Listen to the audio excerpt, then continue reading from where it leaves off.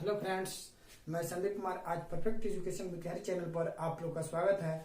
आज मैं आप लोग को मध्यकालीन भारत इतिहास का गजनवी साम्राज्य या गजनी साम्राज्य या यामिनी वंश के बारे में आपको मुख्य पॉइंट महत्वपूर्ण बिंदु को बताएंगे। ये महत्वपूर्ण चैप्टर है ताकि इससे हमेशा 1-2 नंबर का रेलवे, एसएससी, बैंक आदि में 1 या 2 क्वेश्चन रहता है। तो आइए इसको पढ़ना बहुत अति आवश्यक है।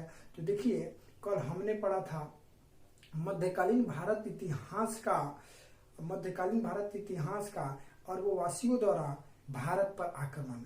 तो आज उसमें हमने पढ़ा था कि मोहम्मद बिन काशी ने किस प्रकार सिंध क्षेत्र पर आक्रमण करके विजय पाए।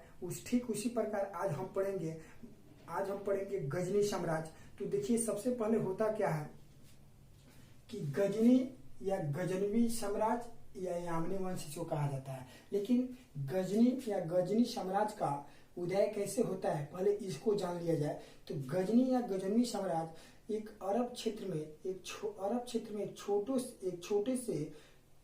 छोटे क्षेत्र से एक के वंश का जीवित होता है जो एक वंश के रूप में उभर के आते हैं गजनी। वहाँ की राजधानी थी। वहाँ गजनी जब राजधानी थी, उसी से आपको ये गजनी वही साम्राज्य वहां से उभर के आते हैं। गजनी साम्राज्य राज का वंश उभर के आते हैं। तो इससे एक मुख्य पॉइंट यह निकलता है कि गजनी साम्राज्य के उस समय संस्थापक कौन थे? अल्पतगिन थे। तो अल्पतगिन गजनी उनकी राजधानी थी, उनकी दास थे, लेकिन अल्पतगिन के दास भी अब्दुल मालिक थे। क्या थे? अब्दुल मालिक। तो गजनी संस्थापक थे गजनी साम्राज्य के अल्पतगिन और उनकी दास थे अब्दुल मालिक। तो हुआ क्या, वहां की राजधानी क्या थी? गजनी थी। अब उसके बाद आप यहाँ अल्पतगिन के दास कौन थे? सुबक्तगिन थे। तो यहाँ पर बहुत इंपोर्टेंट क्वेश्चन बनता है कि अल्पतगिन के दास कौन थे? तो सुबक्तगिन थे। तो सुबक्तगिन दास भी थे, साथ साथ वो दामाद भी थे। किनका?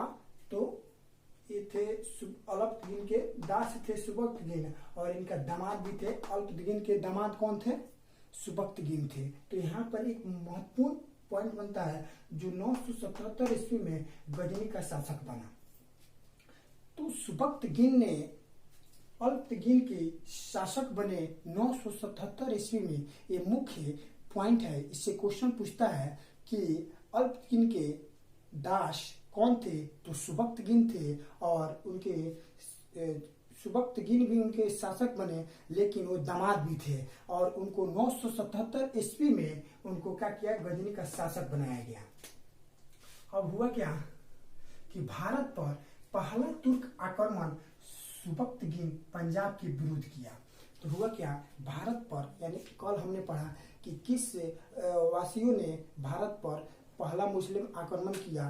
तो कौन था? अरब वासियों ने। लेकिन अब यहाँ पर है कि भारत पर पहला तुर्क मुस्लिम आक्रमण कौन था जो आक्रमण किया? तो उनका नाम क्या था? सुबक्तगिन, जो भारत पर पहला तुर्क आक्रमण थे। तो तुर्क आक्रमण पूछेगा तो सुबक्तगिन। अब भारत पर अरबों वासियों द्वारा पहला मुस्लिम कौन था जो सिंध क्षेत्र पर आक्रमण किया? तो वो थे मोहम्मद बिन कासिम थे, जो 712 ईस्वी में वो क्या किए थे? आक्रमण करके विजय पाए थे। तो इसके बाद तो सुबक्तगिन पंजाब के विरोध किया। हुआ क्या कि सपोज देखिए, हम मान लीजिए पंजाब सीमा है, इसके पंजाब है, और पंजाब के जस्ट बगल में आपको एक अरब क्षेत्र यानी ईरान था, ईरान का सीमा था। तो ईरान का जब सीमा था, ईरान के क्षेत्र से ही एक गजनी वंश का क्या हुआ? उदय हुआ। तो ईरान के क्षेत्र से तो ये दोनों की सीमा आसपास नजदीक थे, तो जिससे संघर्ष उत्पन्न होने की सिचुएशन आ रही थी। तो जब सिचुएशन आएगी तो लड़ाई जरूर छिड़ेगा, जिसे आक्रमण करेंगे उसे। इसी रीजन से हुआ क्या कि भारत पर पहला तुर्क आक्रमण सुबक्तगिन पंजाब के विरुद्ध किया, जहाँ के शासक थे कौन थे? जयपाल था। तो पंजाब के शासक कौन था? जयपाल था। तब सुबक्तगिन ने उन दोनों में संघर्ष चला।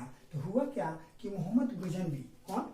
मोहम्मद गजनवी के बारे में आप मुख्य इंपोर्टेंट पॉइंट इजी से पूछा हुआ क्वेश्चन आता है कि मोहम्मद गजनवी के रिलेटेड जो है 998 से 1030 तक यह क्या किया, आक्रमण किया, यानी संघर्ष किया। जब ये संघर्ष किया तो क्या क्या इससे फायदे हुए, हालांकि इससे क्या क्या उद्देश्य था, कि क्यों उद्देश्य था कि इनको भारत पर आक्रमण करने का, इस सभी को हम लोग जानेंगे मुख्य पॉइंट के रूप में, ताकि आपको भी हमेशा याद रहे क्वेश्चन कैसे प्रीवियस ईयर्स में पूछता है और वर्तमान में ये सब पूछा हुआ कैसे कैसे क्वेश्चन है, सभी को आपको इस पॉइंट में सभी क्वेश्चन छिपा हुआ है। तो देखिए, तो हुआ क्या कि सुबक्तगिन के पुत्र कौन थे, गजनवी।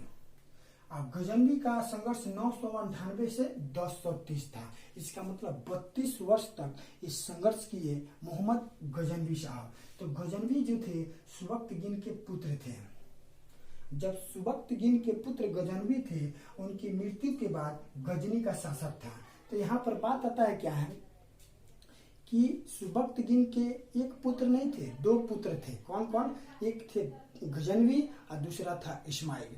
तो इस्माइल को जब सुबक्तगिन के मृत्यु के बाद उनको शासक बनाया गया इस्माइल को, तो गजनवी ने बड़े दृढ़ के साथ उनको अपने कूटनीति के साथ इस्माइल को बंदी बनाकर वो क्या किए, शासक बन गए। और वो जाकर शासक बनने का मतलब यह है कि आप किसी जब भी शासक बन रहे हैं तो वो आपको खलीफा से एक बार राय विचार लेना जरूरी है। बिना खलीफा से राय विचार नहीं लेने पर आप गैर इस्लाम धर्म का उद्देश्य माना जाएगा कि आप गैर इस्लाम धर्म हैं। तो यहाँ मेन उद्देश्य क्या था कि मोहम्मद गजनवी साहब, गजनवी जो है गजनवी, वो भारत पर आक्रमण किया था धन की प्राप्ति के लिए और साम्राज्य का विस्तार के लिए नहीं, धन की प्राप्ति और इस्लाम धर्म का प्रचार प्रसार करना। तो इसी रीजन से होता क्या है कि मोहम्मद गजनवी साहब ने यानी साम्राज्य बनने के लिए, और साम्राज्य बनने पर उनको एक बार खलीफा से एक बार बात विचार या राय जरूर लेना पड़ता है। अगर नहीं लेंगे तो गैर इस्लाम धर्म कहलाएंगे। तो इसी रीजन से हुआ क्या, और वो मोहम्मद गजनवी थे, वो उनकी मृत्यु के बाद उनको शासक बना दिया गया। और उसके पूर्व पद यानी पहले जो थे गजनवी, इनके पिता जब सुबक्तगिन थे तो उस समय खुरासन के वो शासक थे। क्या थे, एक गजनवी क्षेत्र छोटे से क्षेत्र थे, वहां के वो शासक थे खुरासन के।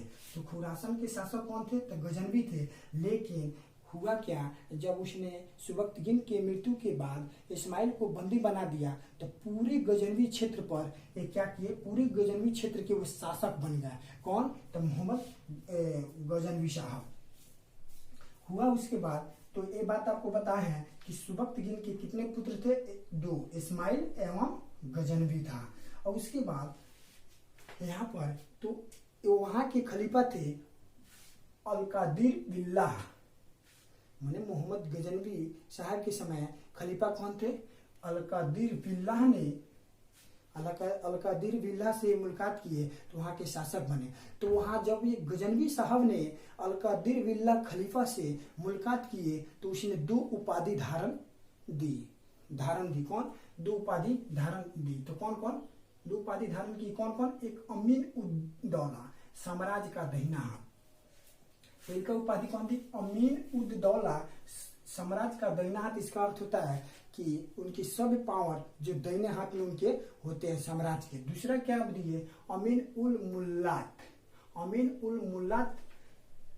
खलीफा अलकादिर बिल्लाह ने क्या दिए, उपाधि धारण किए कि मुसलमानों का संरक्षण करना। ये दो उपाधि धारण किए।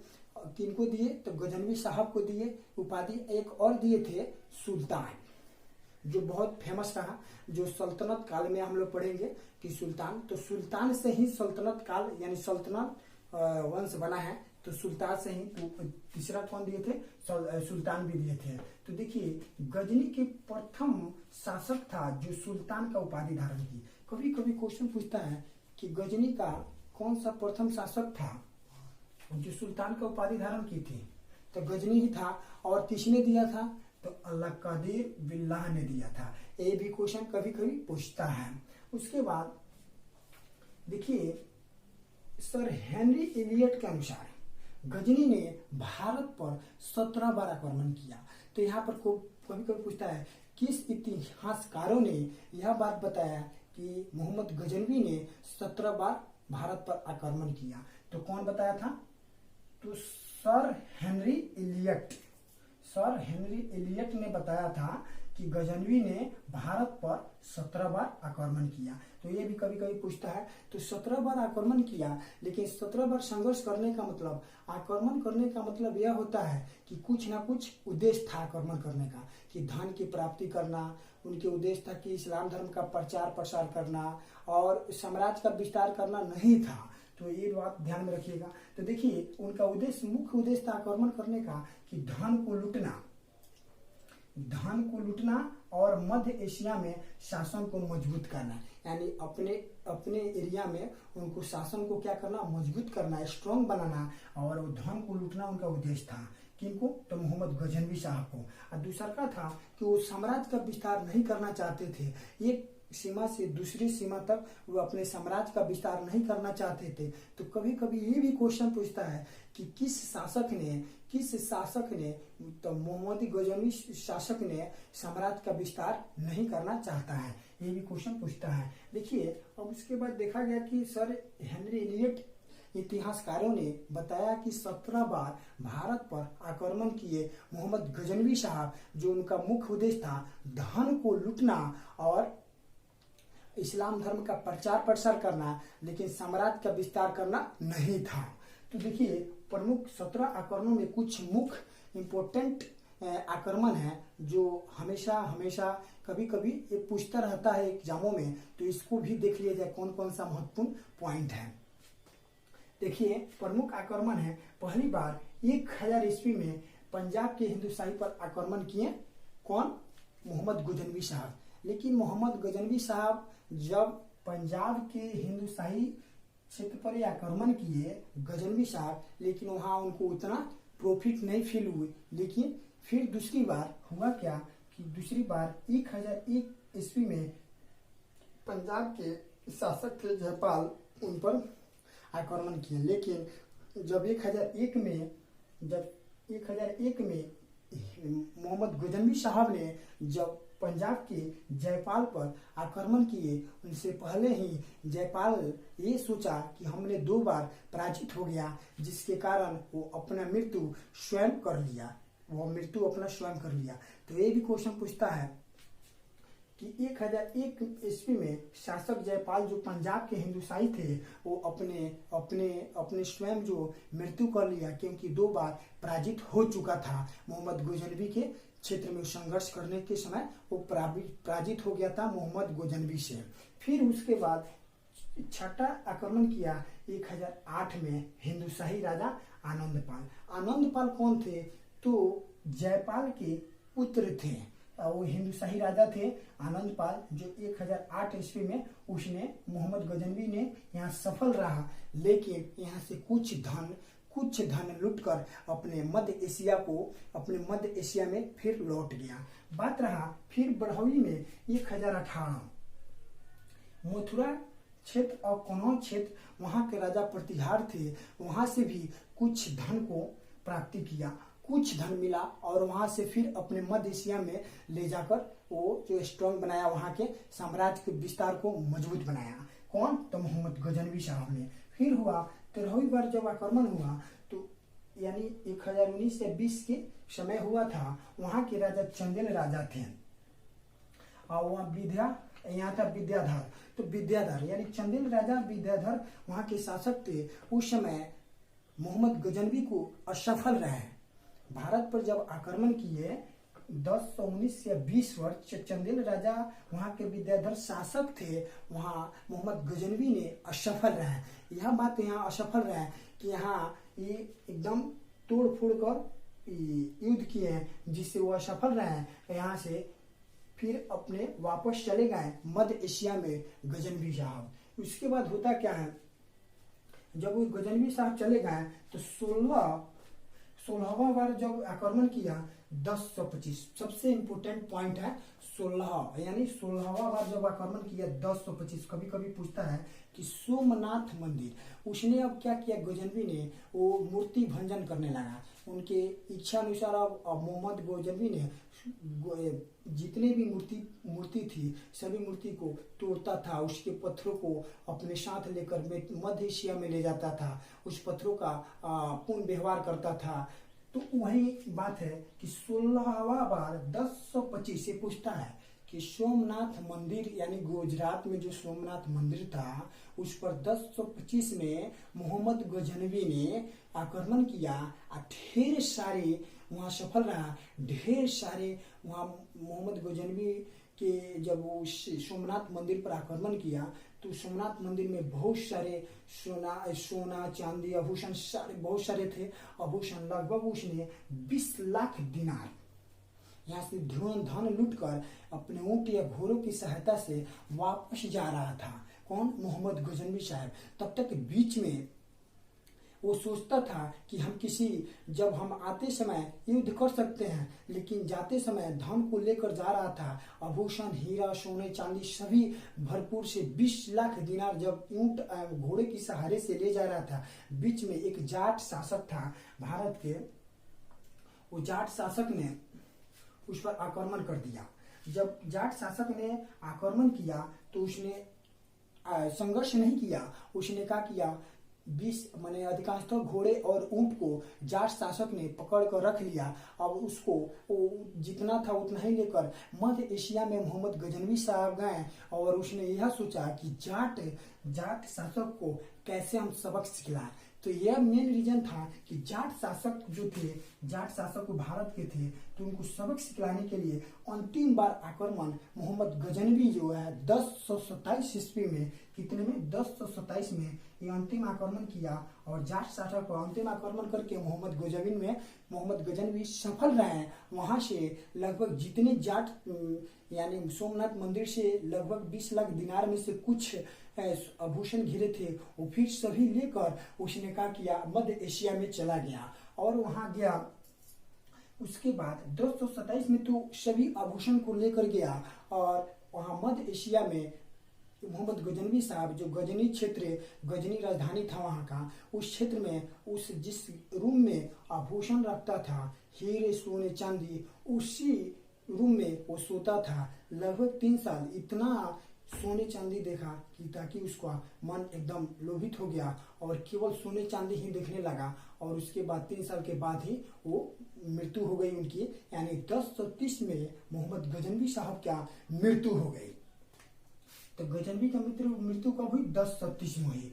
अब इसके बाद आते हैं कुछ अन्य बिंदु। तो सबसे पहले एक बार रिकॉल कर लेते हैं क्या हुआ, कैसे हुआ, इसके बाद एक बार रिकॉल करते हैं। देखिए, गजनी या गजनवी एक ही नाम है, या यामनी वंश भी कहिए। तो गजनी या गजनवी साम्राज्य या यामनी वंश का संस्थापक कौन थे? तो अल्पतगिन थे। उनकी राजधानी कहाँ थी? तो गजनी थी। अल्पतगिन के दास कौन थे? सुबक्तगिन थे। ये भी पूछता है, अल्पतगिन के दास सुबक्तगिन साथ साथ हुए क्या थे? दामाद भी थे सुबक्तगिन अल्पतगिन के, जो 977 में गजनी का शासक बना। फिर हुआ भारत पर पहला तुर्क आक्रमण। सुबक्तगिन पंजाब के विरोध किया, जहाँ के शासक कौन थे? जयपाल था। फिर उसके बाद मोहम्मद गजनवी ने 998 से 1030 में अपनी शासक संघर्ष किए, जिसमें सुबक्तगिन के पुत्र गजनवी पिता के मृत्यु के बाद गजनवी का शासक बना। उसके पूर्व पद वो क्या थे? खुरासान के शासक थे। और सभी जब उसने अपने इस्माइल यानी भाई थे इस्माइल गजनवी का, तो इस्माइल को बंदी बनाकर और गजनवी क्षेत्र में यानी पूरे गजनवी क्षेत्र का शासक बन गए। कौन? तो गजनी साहब। तो उसके बाद सुबक्तगिन के 2 पुत्र एक तो आपको बता दिए हैं। फिर उसके बाद क्या किए? युद्ध किए। हुआ क्या कि खलीफा अलगदिल बिलाह से वो क्या किया? उपाधि धारण 2 कर ली, जिसमें एक था उनका अमीन उद्दौला, जो साम्राज्य का क्या था? दहिना हाथ था, कि साम्राज्य का जो भी वो दहिना हाथ एकदम, यानी आपको ये कहने का मतलब है कि अमीन उद्दौला जो है खलीफा अलगदिल बिलाह ने दिया उपाधि। फिर अमीन उल्ला बिल्लाह ने मुसलमानों का संरक्षण करने का उद्देश्य दिया। एक दिया सुल्तान, जो अभी भी एकदम प्रसिद्ध है, सुल्तान के सहायता से यानी खलीफा जो भी राजा यानी शासक बनता था वो खलीफा से एक बार राय विचार जरूर यानी उससे सहमत लेना पड़ता था, और नहीं लेने पर वह गैर इस्लाम धर्म कहलाने लगता था। लेकिन गजनी ने प्रथम शासक था जो सुल्तान का उपाधि धारण की। कौन थे? तो मोहम्मद गजनी ने ही प्रथम शासक था जो सुल्तान का उपाधि धारण की, जो खलीफा अलअब्दिल बिल्लाह ने दिया था। उसके बाद सर हेनरी इलियट के अनुसार गजनी ने 17 बार, वो इतिहासकार है सर हेनरी इलियट, 17 बार आक्रमण किया भारत पर। उसमें महत्वपूर्ण और देखिए उद्देश्य उसका क्या था? धन को लूटना, अपने एरिया को, अपने क्षेत्र को मजबूत बनाना और साम्राज्य का विस्तार इनका उद्देश्य नहीं था। लेकिन आपको मोहम्मद बिन कासिम अरबवासियों द्वारा सिंध पर आक्रमण, उसमें क्या था? धन का लूटना, साम्राज्य का विस्तार करना, अरबवासियों वाला जो पिछले वीडियो में आपको बताया। लेकिन यहाँ जो मोहम्मद गजनवी में साम्राज्य का विस्तार करना नहीं है। फिर इसके बाद प्रमुख आक्रमण हुई, जिसमें 1000 में पहली बार आक्रमण पंजाब के हिंदुशाही पर धराशायी कर दिए। कौन? मोहम्मद गजनवी ने। फिर 1001 में शासक जयपाल को भी उसने क्या किया? पराजित कर दिया। तो जयपाल ने क्या सोचा कि हम जब ऐसे पराजित हो जा रहे हैं, तो उसने अपने आप से स्वयं अपनी मृत्यु कर ली। यानी उसके बाद 1008 में हिंदुशाही राजा आनंदपाल से संघर्ष चला, जिसमें आनंदपाल पराजित हुए, लेकिन मोहम्मद गजनवी जीत गए। तो जितनी बार संघर्ष 17 बार लगभग चला हेनरी इलियट इतिहासकार के अनुसार, तो उसमें एक बार असफल रहा। कब? तो चंदेल राजा विद्याधर के शासक थे, तब वहां गजनवी असफल रहा। अब वह कौन था? 13वां था, वो 1019 या 20 के करीब वो असफल रहा। फिर उसने क्या किया? सोनावा में सोमनाथ मंदिर को, सभी मूर्ति को तोड़कर वहां के पत्थरों को ले जाना, वहां के आभूषणों को ले जाना। उनको मोहम्मद गजनवी को ये मालूम था कि वहाँ जाएंगे तो काफ़ी भारत में यानी मंदिरों में और वहाँ राजाओं के पास बहुत सारे आभूषण और बहुत सारे आभूषण, हीरे चांदी था और सोने थे, जिसे वो ले जाते थे। उनका मुख्य उद्देश्य ही था कि धन को लूटना। किसको लूटना? तो धन को लूटना। अब ये अन्य बिंदु पर आपको बताते हैं। तो अन्य बिंदु पर एक बात ध्यान में रखना है कि दरबारी इतिहासकार कौन था? तो उत्बी थे। उत्बी यानी मोहम्मद गजनवी के दरबारी इतिहासकार कौन थे? तो उत्बी थे। इसको आप याद रखे रहिएगा, हमेशा पूछता है कि अब उसके बाद दरबारी इतिहासकार उत्बी ने दो रचना की, एक किताब अल उल आमनी तथा तारीख आमनी की रचना की उत्बी ने। तो आपको पूछता है कभी कभी दरबारी इतिहासकार मोहम्मद गजनवी का उत्बी ने किस किताब की रचना की? तो किताब उल आमनी तथा तारीख आमनी की रचना की। देखिए गजनवी के साथ 11वीं सदी में, किस सदी में? 11वीं सदी में अलबरूनी को भारत लाया, साथ में गजनवी ने। जब अलबरूनी ने भारत में आए तो यहाँ के सांस्कृतिक और सामाजिक को से जानकारी उनको बहुत सारी मिलती है। यहाँ के परंपरा, यहाँ ढांचे को देखकर एकदम व्याकुल हो जाते हैं। और उसने क्या किया कि एक रचना की। यहाँ आने के बाद उसने बहुत सारी किताब यानी संस्कृत, दार्शनिक, खगोल, ज्ञान, विज्ञान सभी किताबों को पढ़कर एक किताब की रचना की, जिसका नाम है उल हिंद की रचना की। तो कौन सी किताब को? उल हिंद की रचना कौन की? तो अलबरूनी ने की। लेकिन इससे भारत के क्या मिलता है? सामाजिक एवं सांस्कृतिक जानकारी मिलता है। कभी कभी पूछता है कि अलबरूनी पुस्तक में जो अलबरूनी द्वारा लिखा गया उल हिंद पुस्तक में किसकी, भारत की क्या चीज की जानकारी मिलती है? तो सामाजिक संस्कृति में जानकारी मिलती है। इसके बारे में भी आप बहुत इंपोर्टेंट क्वेश्चन है। उसके बाद उल हिंद को भी क्या कहा जाता है? तहकीक हिंद भी कहा जाता है। माने एक ही नाम है, उल हिंद कहिए चाहे तहकीक हिंद, दोनों ही किताब की रचना कौन की? तो अलबरूनी ने की। और उसने कुरानों का भी अध्ययन किया। कौन? अलबरूनी ने एक ऐसा शासक था जो भारत में 11वीं सदी में आकर कुरानों का भी अध्ययन करने वाला पहला मुस्लिम बन गया। और उसके बाद अरबी में लिखी तहकीक, ये भी पूछता है, अरबी में लिखी तहकीक ए हिंद अंग्रेजी में अनुवाद किसने किया? सचाऊ ने किया, तथा हिंदी में अनुवाद रजनीकांत शर्मा ने किया। तो ये बात ध्यान में रखिएगा। उसके बाद फिरदौसी साहब आए, तो फिरदौसी साहब एक शाहनामा की रचना किए और उनके टाइटल के रूप में पूर्व का होमर भी कहा जाता है। किनको कहा जाता है? तो फिरदौसी साहब को कहा जाता है पूर्व का होमर। उनके टाइटल के रूप में जो गजनवी के दरबार में रहते थे, कौन? तो फिरदौसी। और एक और रहते थे, कौन? बेहाकी। वो गजनवी के ही दरबार में रहते थे। कभी कभी क्वेश्चन पूछता है कि फिरदौसी किसके दरबार में रहते थे? तो मोहम्मद गजनवी के दरबार में फिरदौसी रहते थे, जो शाहनामा की रचना की है। आप लोग भी जानते होंगे, एक होगा बेहाकी। बेहाकी जो है उस सुबक्तगीन के इतिहास को बारे में खूब विस्तृत रूप से अध्ययन किया और एक किताब की रचना की, जो तारिक ए सुबक्तगीन की रचना कहते हैं। तारिक ए सुबक्तगीन की रचना किसने किया? तो बेहाकी ने की। उसके बाद मोहम्मद गजनवी ने एक चांदी के सिक्के चलाया, जो एक तरफ संस्कृत मुद्रा लेख लिखा हुआ था और दूसरी तरफ अरबी लैंग्वेज में लिखा हुआ था। तो कभी कभी पूछता है कि किसने चांदी का सिक्का चलाया जहां भारतीय संस्कृति का प्रयोग किया गया? किसने चलाया? तो मोहम्मद गजनवी ने चलाया, जो एक तरफ संस्कृत लैंग्वेज में लिखा हुआ था, दूसरी तरफ अरबी में लिखा हुआ था। ये भी क्वेश्चन कभी कभी पूछता है। फिर उसके बाद तहकीक हिंदी की रचना तो अलबरूनी की, और कौन की? एक की उल हिंद की रचना कौन की? अलबरूनी ने की। उसके बाद फिरदौसी ने अफगानिस्तान में महाभारत के रचयिता के रूप में उनको माना जाता है, जो फ्रांसीसी ग्रंथ में फिरदौसी ने लिखे थे, जो शाहनामा के भी रचना किए हैं। और वो महाभारत के रचयिता थे, कहाँ के? अफगानिस्तान के, और वो फ्रांसीसी लैंग्वेज में लिखे हुए हैं।